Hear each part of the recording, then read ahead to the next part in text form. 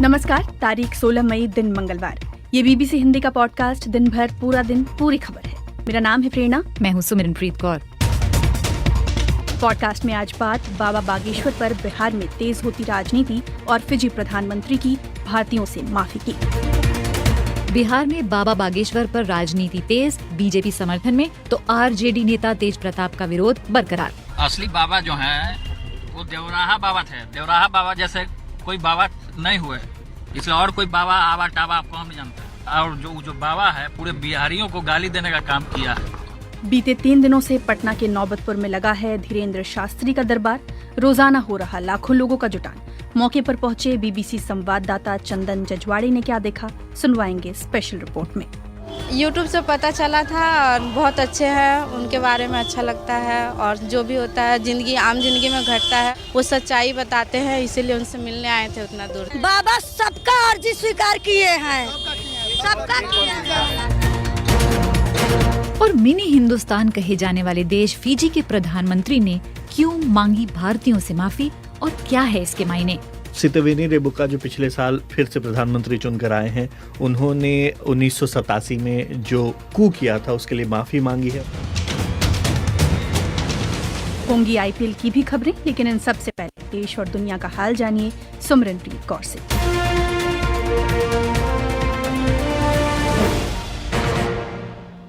Ukraine की राजधानी Kyiv में रूस ने एक बार फिर भारी हवाई हमले किए हैं। यूक्रेन का कहना है कि उसने रूस की सबसे उन्नत मिसाइलों में से 6 को ध्वस्त कर दिया। रूस की किंजल मिसाइलें ध्वनि की गति से 5 गुना अधिक गति से चलती हैं और रूस के राष्ट्रपति व्लादिमीर पुतिन इन्हें अनस्टॉपेबल कहते हैं। यूक्रेनी सेना के बयान में ये नहीं बताया गया कि मिसाइलों को कैसे नष्ट किया गया, लेकिन कहा गया कि वायु सेना ने सफलता हासिल की है। कीव में अधिकारियों ने कहा है कि रात में आने वाली सभी मिसाइलों और ड्रोन द्वारा हमलों की कोशिशों को बेअसर किया गया। कीव के निवासियों ने बताया हमला कैसा था। Ввечері є таке, що я бачив справжній метеоритний дощ. Я вам серйозно кажу, ви метеоритний дощ колись бачили? मैंने जो देखा, आग के गोलों की तरह बारिश हो रही थी। क्या आपने कभी उल्कापिंडों की बारिश देखी है? मैं भयभीत नहीं हुआ था, मेरे पास समय नहीं था।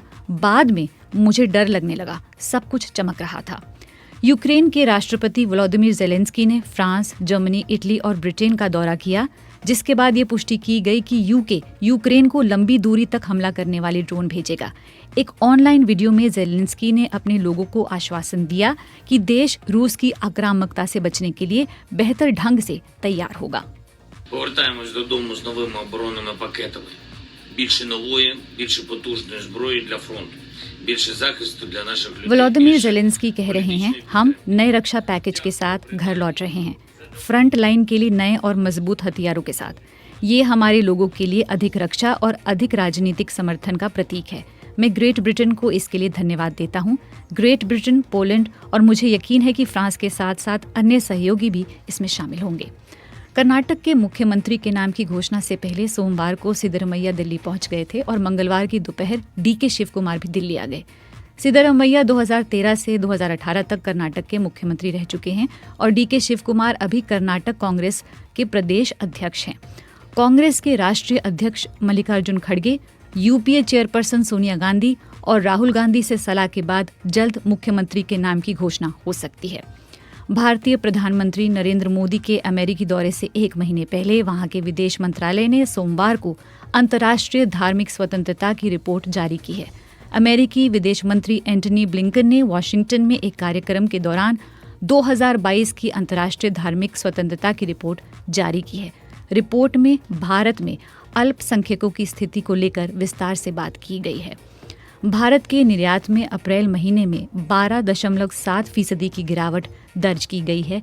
ये लगातार तीसरा महीना है जब निर्यात में गिरावट दर्ज की गई। भारत के गृह मंत्री अमित शाह ने कहा, हिंसा भड़काने के लिए मणिपुर में लोगों के खिलाफ कड़ी कार्रवाई की जाएगी।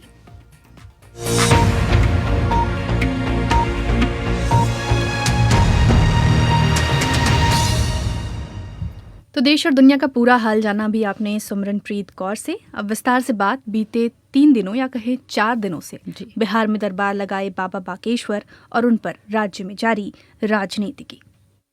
अपार भीड़ हो गई है, इसलिए आरती को करना उचित होगा।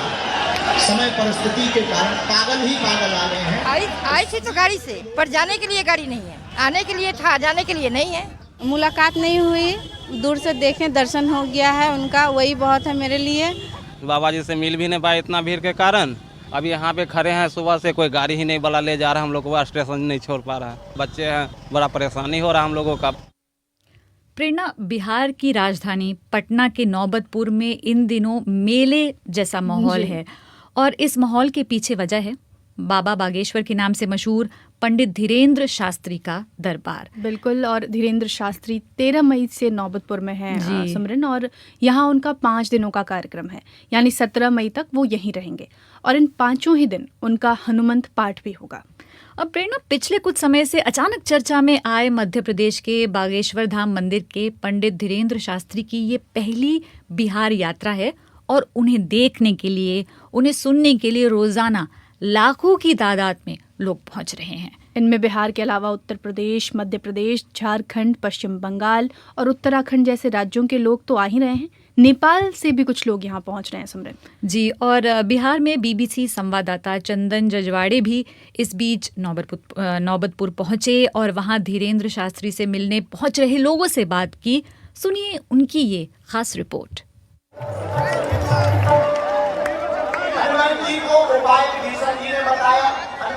बिहार की राजधानी पटना की ये सड़क नौबतपुर की तरफ जाती है। नौबतपुर जहां पर पंडित धीरेन्द्र शास्त्री यानी बागेश्वर बाबा का कैंप लगा हुआ है और जिस तरह की भीड़ इस सड़क पर हम देख रहे हैं, पहली बार इलाके में लोग ऐसा देख रहे हैं कि एक ग्रामीण सड़क पर इस तरह से एक मेला लगा हो और हजारों की संख्या में लोग जो है वो मुख्य शहर की ओर आ रहे हों।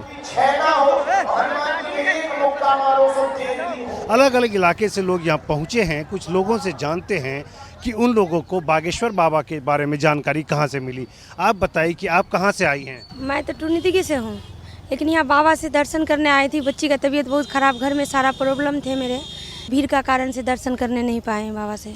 बच्ची की तबीयत खराब है, आपने डॉक्टर से दिखाया? हाँ, डॉक्टर से दिखाए, पूरे ट्रीटमेंट चला, कोई बीमारी नहीं निकला है। तो बाबा के पास में आए हैं कि अगर प्रेत बाधा है तो वो बाबा निकाल देंगे। तो यहाँ देखते हैं कि कोई सुविधा नहीं है, गर्मी भी है, भीड़ का कारण से अब क्या करेंगे, जाना पड़ेगा घर। ना बगल में होटल है, ना रहने का कोई व्यवस्था है।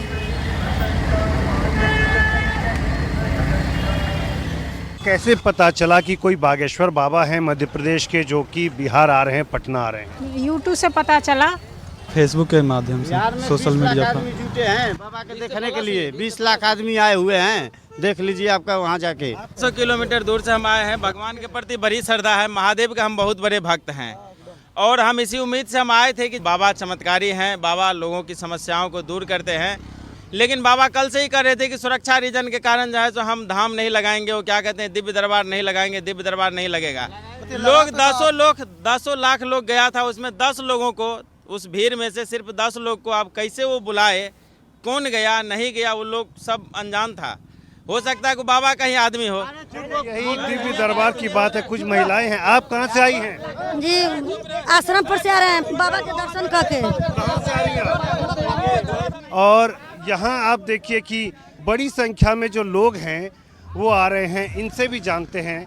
आप लोग कहाँ से आ रही हैं? हम आए हैं नेपाल से। सब लोग तो मोबाइल पर देखे आए हैं, टीवी पर देखे आए हैं। क्या आप बाबा के बारे में क्या जानती हैं? बाबा के बारे में क्या जानते हैं? बाबा तो स्वयं भगवान है। ये जो मूर्ख आदमी नहीं कहता है कि उल्लू को रात में नहीं दिखता है, वही उल्लू है, उसीलिए उसको दिखाई नहीं दे रहा है। बाबा सबका अर्जी स्वीकार किए हैं, सबका किए हैं। तो आप बिहार के नौबतपुर से सुन रहे थे बीबीसी संवाददाता चंदन जजवाड़े की रिपोर्ट। चंदन अभी हमारे कार्यक्रम में लाइव भी जुड़ चुके हैं और चंदन के पास ही सीधा चलते हैं। चंदन, अभी हम आपकी रिपोर्ट ही श्रोताओं को सुनवा रहे थे, हमें थोड़ा समझाएं कि बागेश्वर बाबा का ये जो दरबार लग रहा है, इसके आयोजक कौन हैं? ये क्या धीरेन्द्र शास्त्री ने खुद बिहार में दरबार लगाने की योजना बनाई थी या उन्हें किसी ने बुलाया था? बागेश्वर बाबा के नाम से यहाँ पर भी पटना में संगठन है और उन लोगों ने इसकी तैयारी की है। आज भी हमें खबर मिली है कि मुजफ्फरपुर और गया में भी बागेश्वर बाबा का दरबार लगेगा और इसके लिए जो है वहां पर मुआयना करने के लिए भी उनके संगठन के लोग गए थे। तो ये एक पक्ष की बात है। दूसरी तरफ अगर हम बात करें तो बागेश्वर बाबा को लेकर के बिहार में काफी सियासी हंगामा भी हमने देखा है। तो बागेश्वर बाबा क्या आगे चल करके मुजफ्फरपुर या गया आएंगे, इसको लेकर अभी कोई भी कंफर्म बात नहीं कही जा सकती है। फिलहाल अगर हम बात करें तो धीरेन्द्र शास्त्री जो बागेश्वर बाबा है, उन्होंने हिंदू राष्ट्र की बात एक बार फिर से दोहराई और उसके बाद यहाँ पर सियासत में एक हंगामा फिर से हुआ है। नीतीश कुमार जो मुख्यमंत्री बिहार के हैं, उन्होंने इसका विरोध किया है कि इस तरह की बात करने वाले को संविधान की जानकारी नहीं है। बिहार में देश में कई तरह के धर्म हैं, पारसियों की संख्या थोड़ी कम है। उसके बाद अगर हम बात करें तो सभी धर्म को मानने वाले लोग बड़ी संख्या में रहते हैं और भारत संविधान सम्मत देश है, इसमें हिंदू राष्ट्र की बात नहीं होनी चाहिए। लेकिन अब जो सुशील कुमार मोदी बीजेपी नेता हैं, वो इस बात का विरोध कर रहे हैं। वो कह रहे हैं कि भारत पहले से हिंदू राष्ट्र था और हिंदू राष्ट्र रहेगा। इस बीच तेजप्रताप यादव जो कि आरजेडी के नेता हैं, लालू प्रसाद यादव के बेटे हैं, उन्होंने शुरू से विरोध किया है कि बागेश्वर बाबा सांप्रदायिक बातें करते हैं और माहौल बिगाड़ने की कोशिश कर सकते हैं। चंदन, हम राजनीतिक पहलू पर आएंगे, लेकिन अभी फिलहाल मेरी जो सहयोगी हैं सुमरन, वो आपसे एक सवाल करना चाहती हैं। जी चंदन, कुव्यवस्था का जिक्र आपने अपनी रिपोर्ट में किया है। ये भी बताया है कि बड़ी तादाद में महिलाएं और बच्चे भी पहुंच रहे हैं। ऐसे में अगर कोई हादसा हो जाता है तो उसको लेकर कोई तैयारी नजर आ रही है? बिल्कुल, देखिए यही बात हमने गौर की कि बड़े बड़े नेता वहां पहुंचे हैं, खास करके बीजेपी की बात करें तो, लेकिन ये व्यवस्था कहीं से नहीं दिखी कि हजारों लोग जो सड़क पर आ रहे हैं उनके वापस शहर लौटने के लिए कोई गाड़ी हो, बस हो या ऑटो हो। हमने देखा कि एक एक ऑटो पर 20-20 लोग भी सवार थे, ऑटो के ऊपर लोग आ रहे थे और हजारों की संख्या में महिलाएं, बच्चे, बूढ़े सड़क को क्रॉस कर रहे थे भरी दोपहरी में, गर्मी में, धूप में। और ये भी देखा कि कई लोग जो हैं वो गर्मी की वजह से मूर्छित हो रहे थे, बेहोश हो रहे थे। इसकी व्यवस्था हमें नहीं दिखी कि लोग कैसे वापस आएंगे। कुछ जगहों पर पानी के टैंकर जरूर दिखे, लेकिन इतनी गर्मी में केवल पानी के टैंकर से काम नहीं हो सकता। लोगों को राहत के लिए ये जरूरी था कि उनकी वापसी के इंतजाम किए जाते। दूसरी तरफ हमने कुछ और देखी कुव्यवस्था की, वहां बहुत ज्यादा धूल उड़ रही थी, गर्मी थी और उससे जो एलर्जी हो रही थी उससे लोग परेशान थे। इसकी वजह से भी बागेश्वर बाबा के जो लोग हैं उन लोगों का कहना है कि 15 तारीख की जो दिव्य दरबार था, इसी धूल और गर्मी की वजह से रद्द किया गया था। यानी कि लोगों को ये पता था कि यहाँ पर व्यवस्था बेहतरीन जो होनी चाहिए थी, एक समुचित व्यवस्था, वो नहीं है। उसके बावजूद भी इस व्यवस्था में सुधार हमने कम से कम नहीं देखी। जी चंदन, आप कार्यक्रम में बने रहें, क्योंकि अब हम, जैसा आप जिक्र भी कर रहे थे राजनीतिक पहलू की, वो उस पर आएंगे। पहले सुमरन, आपसे मैं बात कर रही थी कि जब से बाबा बागेश्वर का दरबार लगने की खबर सामने आई है, तभी से बिहार की राजनीति का यह एक आकर्षक केंद्र बन गया है। रोजाना कोई ना कोई नया बयान धीरेन्द्र शास्त्री के पक्ष और विरोध में आता है। जी, आज ही आरजेडी नेता और बिहार सरकार में पर्यावरण मंत्री तेज प्रताप यादव का ताज़ा बयान आया इस मामले में। सुनिए वो क्या कह रहे हैं। असली बाबा जो हैं वो देवराहा बाबा थे। देवराहा बाबा जैसे कोई बाबा नहीं हुए, 400 साल जिंदा रहे देवराहा बाबा, इसलिए देवराहा बाबा को हम लोग मानते हैं। उन्हीं के आशीर्वाद से हमारा जन्म हुआ, इसलिए और कोई बाबा आवा टावा आपको हम नहीं जानते हैं। और जो बाबा है पूरे बिहारियों को गाली देने का काम किया है। आरएसएस अब बजरंग दल के जरिए और कौन कौन सेना के जरिए हमको गाली दिलवाने का काम कर। भगवान को भी महाभारत में शिशुपाल ने गाली देने का काम किया था। अंत में भगवान ने क्या किया, सुदर्शन चक्र चला। तो सुदर्शन चक्र तो जनता ने कर्नाटक में रिजल्ट देवे किया कि भाजपा छितिर बितिर हो गया। बाबा यहाँ आपका आया और वहाँ हरवा दिया अपना भाजपा को। तो ये बिहार सरकार में पर्यावरण मंत्री तेज प्रताप यादव का आप ये बयान सुन रहे थे। इससे पहले केंद्रीय मंत्री गिरिराज सिंह ने तेजस्वी यादव पर निशाना साधते हुए कहा था कि वो केवल इफ्तार में जाते हैं, हनुमंत कथा में शिरकत नहीं करते, यानी दरबार जो लगा रहे हैं बाबा बागेश्वर, उसमें शिरकत नहीं कर रहे। और लगातार चंदन हमारे साथ जुड़े हुए हैं। चंदन, बाबा बागेश्वर पर आखिर ये राजनीति क्यों, ये विवाद शुरू कैसे हुआ और इसे हासिल क्या होगा? देखिए, बागेश्वर बाबा को लेकर के पुराना विवाद ये है कि वो क्लेम करते हैं कि उनको भगवान का विशेष आशीर्वाद है, दिव्य शक्ति है, और एक तरह से कई लोग इसे अंधविश्वास से जोड़ते हैं। उसके बाद से जब से बागेश्वर बाबा ने ये ऐलान किया कि वो बिहार जाएंगे, तो यहाँ पर तेज प्रताप यादव ने उनका विरोध इस बात को लेकर किया कि अगर वो हिंदू राष्ट्र जैसी बात करेंगे जिससे सांप्रदायिक माहौल बिगड़े, तो इसका विरोध किया जाएगा। और उसके बाद से राजनीति तेज हुई। बीजेपी के कई नेता बागेश्वर बाबा के समर्थन में जो है वो आ गए, और हमने देखा कि बागेश्वर बाबा का जो ये समारोह चल रहा है, जो कार्यक्रम चल रहा है, उसमें कई केंद्रीय मंत्री आए, बीजेपी के कई नेता आए। हमने देखा कि मनोज तिवारी भी आए, हालांकि उन्होंने रूल फॉलो नहीं किया, सीट बेल्ट लगाए बगैर गाड़ी चलाई थी, तो ये एक अलग विवाद है कि उस पर हो सकता है कि पटना की ट्रैफिक पुलिस एक्शन ले। लेकिन जिस तरह का विवाद शुरू से बागेश्वर बाबा के साथ जुड़ा हुआ है और जो बयान वो देते हैं खास करके हिंदू राष्ट्र को लेकर के, उसके बाद से सियासत में ये जो है गर्मी ज्यादा आ गई है। एक और बात मैं इसमें जोड़ना चाहूंगा कि बीजेपी के दफ्तर में बागेश्वर बाबा की तस्वीर या कहें कि एक बैनर लगा करके उनके स्वागत की जो है एक तरह से घोषणा की गई थी, और इसको लेकर के प्रशांत किशोर जो है चुनावी रणनीतिकार, उन्होंने भी ये कहा है कि बीजेपी को लगता है राम पर भरोसा नहीं रहा, इसलिए वो बागेश्वर बाबा की तस्वीर लगा रहे हैं। यानी कि कई दल जो हैं वो इस विवाद में कूदे हैं और उनकी तरफ से बयान आ रहे हैं। जी चंदन, आपने बीजेपी का जिक्र किया, हमने आरजेडी के नेता तेज प्रताप यादव की एक क्लिप सुनाई। जेडीयू का क्या स्टैंड है? जेडीयू की तरफ से कोई बयान किसी नेता का या कुछ? देखिए, नीतीश कुमार ने जिस तरह के बयान दिए हैं वो साफ दिखाता है कि जेडीयू या उनकी पार्टी का भी यही स्टैंड है। जिस तरह से हिंदू राष्ट्र के निर्माण की मांग बागेश्वर बाबा करते हैं अपने हर कार्यक्रम में, तो इसको नीतीश ने संविधान के विरुद्ध बताया है और ये कहा है कि जिन लोगों का जन्म उस वक्त नहीं हुआ था जब भारत आजाद हुआ, वो लोग ऐसी बात करते हैं। भारत की आजादी को लेकर के जिन लोगों ने बलिदान दिया है इसकी जानकारी नहीं है, यानी कि बागेश्वर बाबा का एक तरह से वो विरोध कर रहे हैं इस तरह के बयानों का। नीतीश का ये कहना है कि हम सभी धर्मों का सम्मान करते हैं, सब आए और कार्यक्रम करें। जेडीयू का यही स्टैंड है। जेडीयू के प्रवक्ता से हमारी बात हुई थी, उनका कहना था कि कार्यक्रम करने अगर कोई आता है तो कार्यक्रम करके जाएं, अगर कोई विवादास्पद बात होगी तो उस पर जेडीयू अपना स्टैंड मीडिया से शेयर करेगी। बहुत बहुत शुक्रिया चंदन, हमारे साथ पूरी जानकारी हमसे साझा करने के लिए। और अब हम बाबा बागेश्वर के बारे में थोड़ा बात कर लेते हैं। सुमरन, कौन है, कहाँ से आते हैं? तो आप बताएं कि कहाँ से आते हैं और कैसे चर्चा में इतने आ गए?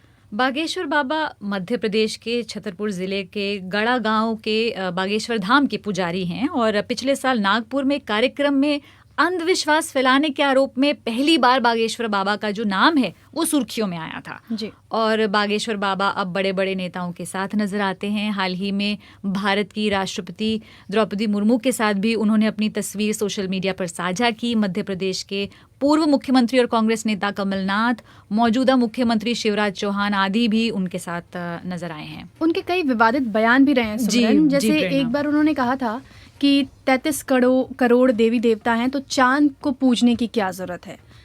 इस तरीके के बयान भी देते रहे हैं कि कायर हिंदुओं उठ जाओ, जाग जाओ, हथियार उठा लो, कह दो हम सब एक हैं। और फिर एक बार जब बुलडोज़र की प्रक्रिया चल रही थी उत्तर प्रदेश में, तो उन्होंने कहा था कि सरकार कब तक गिराएगी बुलडोज़र से, हिंदुओं को गिराना होगा, सब हिंदू एक हो जाओ। और इस तरीके के वो बयानबाजियाँ करते रहे हैं। अभी चंदन ने भी जिक्र किया कि बिहार में भी उन्होंने हिंदू राष्ट्र की बात कही है। हाँ जी। तो ये बीबीसी हिंदी का पॉडकास्ट दिन भर पूरा दिन पूरी खबर है, कार्यक्रम में आगे। मकबूल एक बंदी जिसकी कास्टिंग आप चाहते थे उससे जुड़ना और वर्कशॉप के लिए निकलने वाले थे और आपका एक्सीडेंट हो गया था। हाँ, निकलने वाला था। उस वक्त शराब की आदत थी तो ड्रिंक करके निकल रहा था मैं। कास्टिंग हो चुकी थी मेरी, तब एकदम से एक्सीडेंट हो गया उसका, तो बहुत तकलीफ हुई। क्या वगैरह कल ही वर्कशॉप शुरू हुई तो मैं तो जा नहीं पाऊंगा। ये हरफनमौला कलाकार पीयूष मिश्रा की आवाज़ है जिन्हें आप विस्तार से आगे सुनेंगे। होंगे फिजी के प्रधानमंत्री, माफ़ कीजिएगा, होगा फिजी के प्रधानमंत्री की माफ़ी की भी चर्चा। लेकिन इन सबसे पहले आप श्रोताओं की टिप्पणियों पर हमारी नज़र है।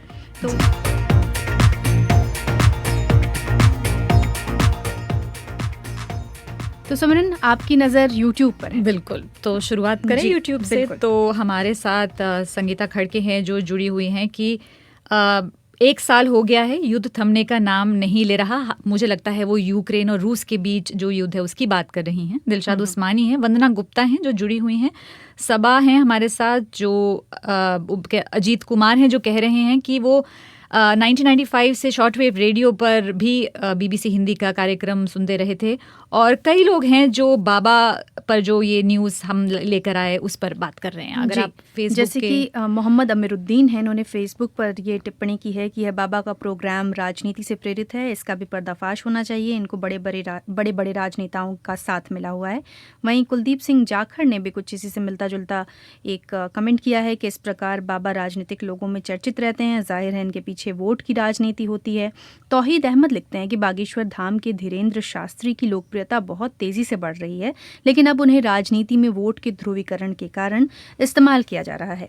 शैलेंद्र सुमन लिखते हैं कि बाबा बागेश्वर द्वारा ही राम जी के पिताजी पर भी विवादित बयान दिया गया था। हीरालाल रॉय और कई ऐसे श्रोता हैं जो इस मुद्दे पर टिप्पणी कर रहे हैं। जी, अब कार्यक्रम के दूसरे पड़ाव की ओर बढ़े और उससे पहले सुनिए हमारे नए पॉडकास्ट की पेशकश, प्रोग्राम छोटी उम्र बड़ी जिंदगी। ये खास प्रोमो आप सुन रहे हैं जिसे ला रहे हैं रेहान फजल और प्रेरणा, हर गुरुवार को BBC हिंदी पर। छोटी उम्र बड़ी जिंदगी, उन चमकते सितारों की कहानी जिन्हें दुनिया अभी और देखना और सुनना चाहती थी।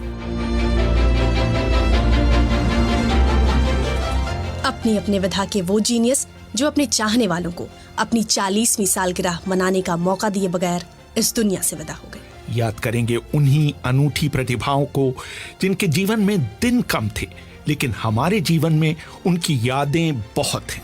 जल्द आ रही है BBC हिंदी की नई सीरीज छोटी उम्र बड़ी जिंदगी, जिसमें चर्चा होगी विवेकानंद, भगत सिंह, बिरसा मुंडा, अमृता शेरगिल और उन जैसी और प्रतिभाओं की जो वक्त से पहले इस दुनिया से चले गए। BBC हिंदी का पॉडकास्ट छोटी उम्र बड़ी जिंदगी।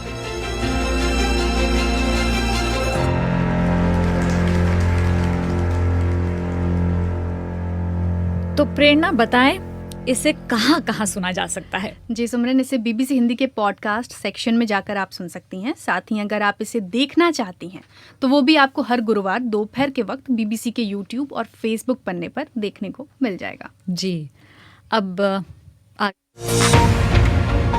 आप सुन रहे हैं दिन भर, पूरा दिन, पूरी खबर। अब आगे बढ़ते हैं और बात फिजी की करते हैं। 1987 में वहाँ कुछ ऐसा हुआ जिसकी बात अब तक होती है। भारतीय मूल के लोगों के प्रभुत्व वाली सरकार सत्ता में आई। इसके बाद तख्ता पलट हुआ। सितिवेनी रेबुका ने बिना खून खराबे वाले एक coup में सत्ता हथिया ली। मकसद था फिजी के लोगों का राजनीति में प्रभाव और बढ़ाना। और रेबुका सत्ता में आए। coup के बाद बड़ी संख्या में फिजी से भारतीयों का पलायन हुआ। सुनिए उस वक्त की BBC की खबर, कुछ आवाजें, और इसमें आपको रेबुका की आवाज भी सुनने को मिलेगी। For 3 days, Fiji's political future has been in the hands of what's called the Great Council of Chiefs. At each secret session, the traditional Melanesian leaders have listened sympathetically to the coup leader, Colonel Rambuka.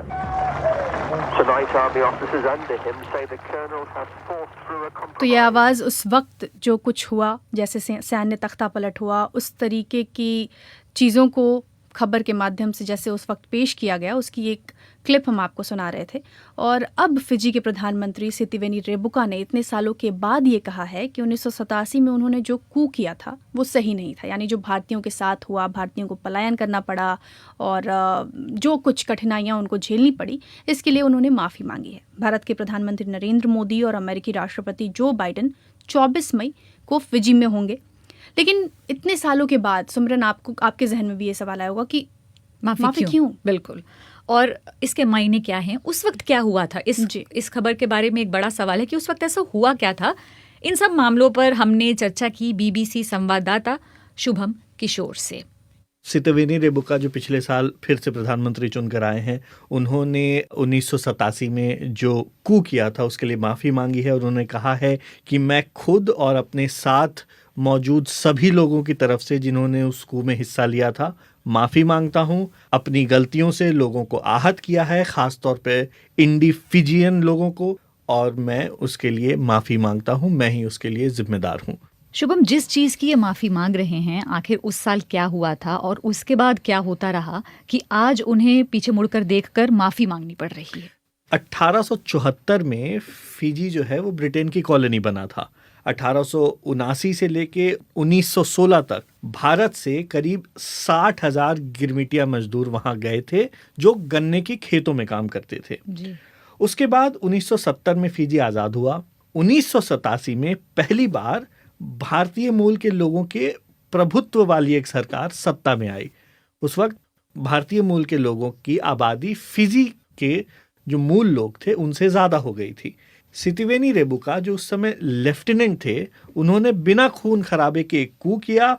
उनका मकसद था कि Fiji के लोगों का वहाँ उनके देश में राजनीतिक प्रभाव अधिक होना चाहिए, न कि भारतीय मूल के लोगों का। इस कू के बाद भारतीय लोगों का बड़ी मात्रा में पलायन हुआ, लेकिन आज भी वहाँ की आबादी के करीब 38% लोग भारतीय हैं। उनका अब मानना है कि उन्होंने जो किया वो अत्याचार था और भारतीय मूल के लोगों के साथ वो व्यवहार नहीं करना चाहिए था। 1987 से अभी तक फिजी में 4 बार कू हो चुके हैं। तो रॉयटर्स में एक और बयान इनका छपा है जिसमें उन्होंने ये भी कहा है कि उस कू को कॉपी नहीं करना चाहिए क्योंकि वो एक गलती थी।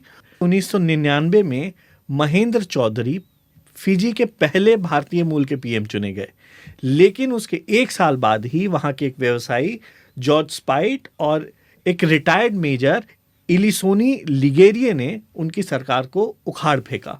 अब जब रेबुका पिछले साल सरकार में आए हैं तो वो चाहते हैं कि वहाँ स्टेबिलिटी रहे और आर्थिक तौर पे वो मजबूत हों, इसलिए अब वो सबको साथ में लेकर चलना चाहते हैं। और अब इस बयान के आखिर मायने क्या हैं? कितना इम्पोर्टेंट पार्टनर है भारत के लिए फिजी? ये टाइमिंग इसलिए इम्पोर्टेंट है कि भारत के प्रधानमंत्री नरेंद्र मोदी अमेरिकी राष्ट्रपति जो बाइडेन 24 मई को पापुआ न्यू गिनी में मुलाकात करेंगे। India Pacific islands cooperation summit में हिस्सा लेंगे। अमेरिका के लिए ये इसलिए इम्पोर्टेंट है क्योंकि पिछले कुछ समय में चीन का दखल लगातार इन छोटे द्वीपों पर बढ़ रहा है। फिजी में भी उसने काफी निवेश किए हैं। फिजी क्योंकि एक छोटा देश है, वो ये नहीं चाहता है कि उस पर किसी एक देश का प्रभाव पड़े, इसीलिए उसकी कोशिश है कि वो अमेरिका और भारत से भी रिश्ते बनाकर रखे ताकि चीन को काउंटर किया जा सके। यही कोशिश अमेरिका की भी है। भारत के लिए भी ये इसलिए इम्पोर्टेंट है क्योंकि भारत और चीन भी एक तरह से आमने सामने हैं। वो नहीं चाहेगा कि चीन का प्रभाव इस क्षेत्र में बढ़े। कुछ दिन पहले भारत के विदेश मंत्री एस जयशंकर वहाँ गए थे। फिजी ने भी कहा है कि वो भारत और चीन दोनों से मित्रता रखता है और ये रिश्ते दोनों ही देशों के साथ जारी रहेंगे। तो आप सुन रहे थे बीबीसी संवाददाता शुभम किशोर की आवाज। आप सुन रहे हैं बीबीसी हिंदी का पॉडकास्ट दिन भर, पूरा दिन, पूरी खबर। और सिमरन, पीयूष मिश्रा को जानती हैं? बिल्कुल, उनका नाम आई थिंक सबने ही सुना है। बिल्कुल, बॉलीवुड के हरफन मौला कलाकारों में से एक हैं। एक लेखक, अभिनेता और गायक के तौर पर उन्होंने बॉलीवुड में अच्छा खासा काम किया है। वो गुलाल, गैंग्स ऑफ वासेपुर, मकबूल जैसी फिल्मों का हिस्सा रह चुके हैं। बीबीसी हिंदी से खास बातचीत में उन्होंने अपनी किताब के कुछ हिस्से साझा किए हैं। साथ ही अपनी निजी जिंदगी, इरफान खान से अपने संबंध के बारे में खुलकर बात की। सुनिए इस बातचीत का कुछ अंश जिससे हमारे लिए लेकर आ रही हैं सुप्रिया सोगले। मैंने आपकी किताब पढ़ी, सबसे खूबसूरत बात थी कि अक्सर लोग अंग्रेजी के पीछे दौड़ते हैं, आपने हिंदी में लिखी। मैं हिंदी में सोच पाता हूँ, हिंदी में लिख पाता हूँ। मैं अंग्रेजी बोलता भी नहीं हूँ, मतलब प्रिंसिपली अंग्रेजी बोलता भी नहीं हूँ। कहते हैं कि किसी भी इंसान की पहचान उसके नाम से होती है। जानना चाहेंगे क्यों आपने अपने नाम बदले, अपने आप को बहुत अलग अलग तरीके से संबोधित किया? 3rd पर्सन के तौर पर लिखना चाह रहा था मैं। 1st पर्सन के तौर पर लिखी थी तो वो अच्छी नहीं बन रही थी। दूसरी बात है कि मैं करके जो है मैं बहुत मैं हो रहा था कि मैं ये करके आया हूँ, मैं वो करके आया हूँ। तो किताब का उद्देश्य ये नहीं था कि मैं क्या करके आया हूँ। जो चीजें उसमें दी हैं वो महान काम नहीं है उसमें। तो इसी चक्कर में जो है मैंने नाम चेंज किए कि मैं अपने आप को एक बहुत ही ऑर्डिनरी बंदे के तौर पर प्रदर्शित करना चाह रहा था। संताप त्रिवेदी मेरा नाम है इस पुस्तक में। संताप एक ऐसा नाम है जो कि जो है तकलीफ भरा नाम है। संताप मतलब बहुत दुख दर्द है इसमें। तो एक छाया थी उसकी जिंदगी में, छाया रही इस तरह की चीजों की। लेकिन आपको अपना बचपन का नाम से बहुत अड़चन थी आपको। मेरे पिताजी ने लाड़ में आके रख दिया था, उन्होंने किसी का नाम सुन लिया था, प्रिया प्रिया कह के बुलाने लगे थे लोग मुझे, तो उससे मुझे अड़चन हुआ करती थी। दूसरी बात यह है कि मैं अपना बचपन भूलना चाहता था। तो 10th में मैंने जो है 10th की मार्कशीट में नाम संताप त्रिवेदी या पीयूष मिश्रा था असली में, वैसे संताप त्रिवेदी था। मेरे पिताजी चौंके थे कि भाई ये किसका नाम है, किसके नाम की मार्कशीट लाए हो। तो मैंने कहा कि मेरा ही नाम है। नंबर अच्छे नहीं आए, 2 सब्जेक्ट्स में कंपार्टमेंट थी, लेकिन उनका नंबर भी अच्छे ले आते, फिर ताना मारा उन्होंने।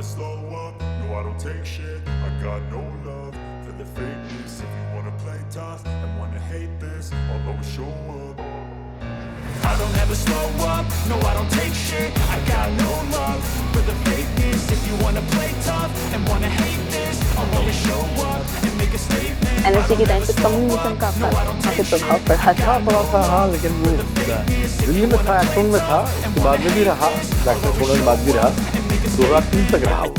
20 की उम्र में जो कम्युनिस्ट होने बड़ा मजा आता, आपको जो है मतलब एडमिनिस्ट्रेशन के खिलाफ बातें बोलने बड़ा मजा आता है। उसके बाद में अध्यात्म आ गया जिंदगी में, बहुत सारी चीजें आ गई, रोटी आ गई, भूख आ गई, तो उन सब की कॉस्ट को नहीं कर सकते ना।